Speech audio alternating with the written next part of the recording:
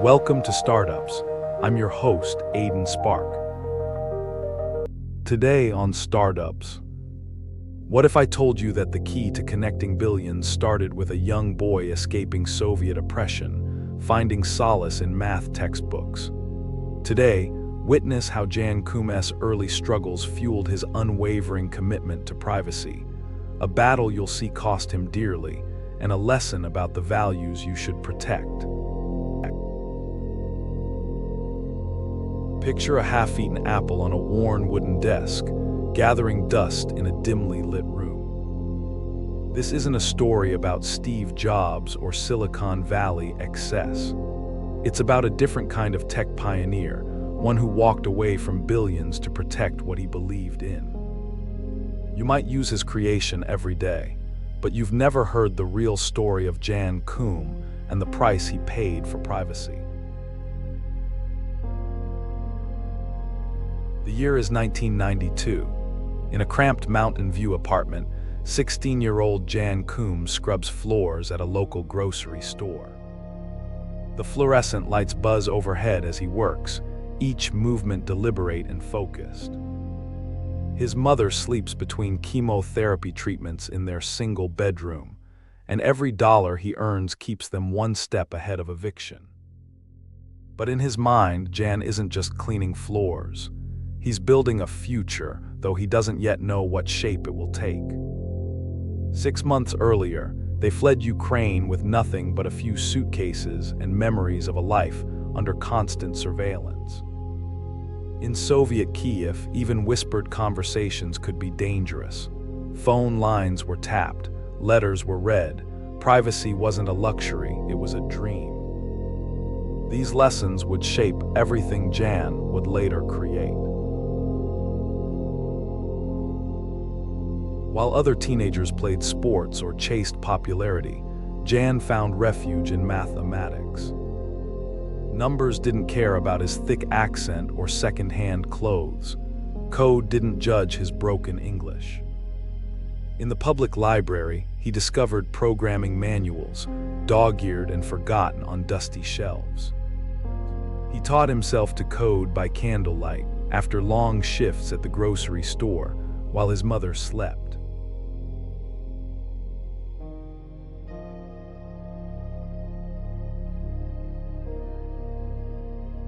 Fast forward to 2000.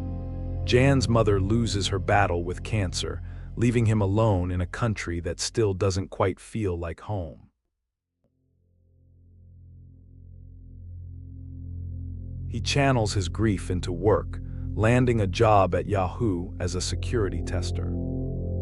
There he meets Brian Acton, another outsider who sees the world differently.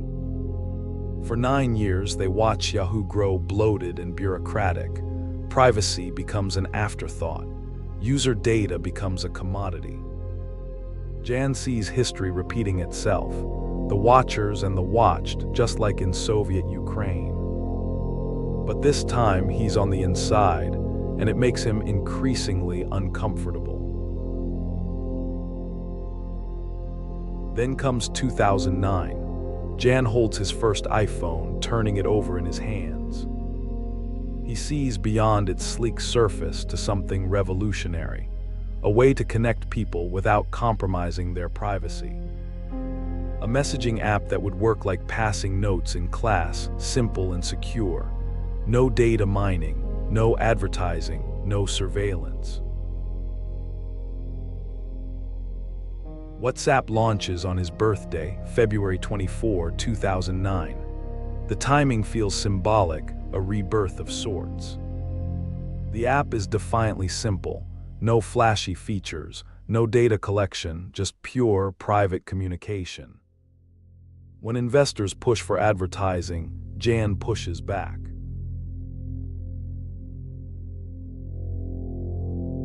It's not just business strategy, it's personal conviction. The app spreads first through immigrant communities, people who understand the value of private conversation. They tell their families back home. Those families tell their friends. WhatsApp grows not through marketing but through trust, one conversation at a time. If you're enjoying startups, please like, subscribe, and scan the QR code for our free 7-day email course, Become an Innovation Engine. Steal exact frameworks of billion-dollar breakthroughs like Netflix and Tesla. Now, back to the episode. By 2014, WhatsApp has 450 million monthly users.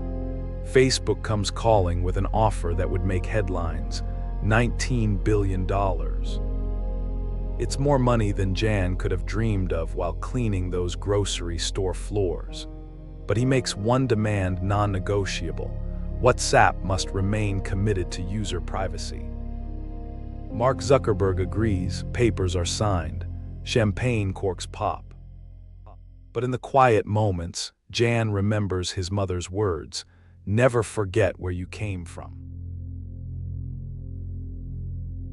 4 years later, Jan sits in a Facebook boardroom, listening to discussions about weakening WhatsApp's encryption, about mining user data for advertising. The room is filled with suits and spreadsheets, but all he can hear is the echo of hushed conversations in Soviet-era kitchens. All he can see is his mother, warning him about the dangers of being watched. In 2018, he walks away, leaves billions in unvested stock options on the table. The tech world is stunned, but for Jan, it's simple: some things are worth more than money.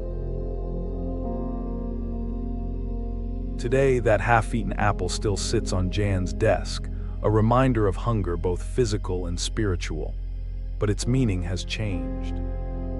It's no longer about what he lacked, but what he chose to protect. You might be thinking this is just another tech success story. It's not. It's about something far more valuable than billions in the bank. It's about knowing what you'll protect at any cost. In a world where privacy is treated as currency, where principles are seen as negotiable, Jan Koum's story asks you one question: what would you refuse to sell? What line would you draw, even if crossing it meant unimaginable wealth? Maybe you're not building the next WhatsApp. Maybe you're not facing billion-dollar decisions. But every day, you make choices about what you'll compromise and what you'll protect. Your integrity, your values, your truth. The next time you send a message on WhatsApp, remember, it exists because one man refused to forget where he came from. He refused to become what he once feared. Now ask yourself, what will you refuse to compromise? That's the real price of privacy, and only you can decide if you're willing to pay it. On the next episode of Startups, Jan Koum's story reminds us that perseverance isn't just about pushing through. It's about maintaining unwavering commitment to your vision, even against all odds. But what happens when that vision clashes with reality, when failure becomes a constant companion? This week, we continue our theme of perseverance by exploring the extraordinary journey of a man who faced over 5,000 failures on his path to innovation.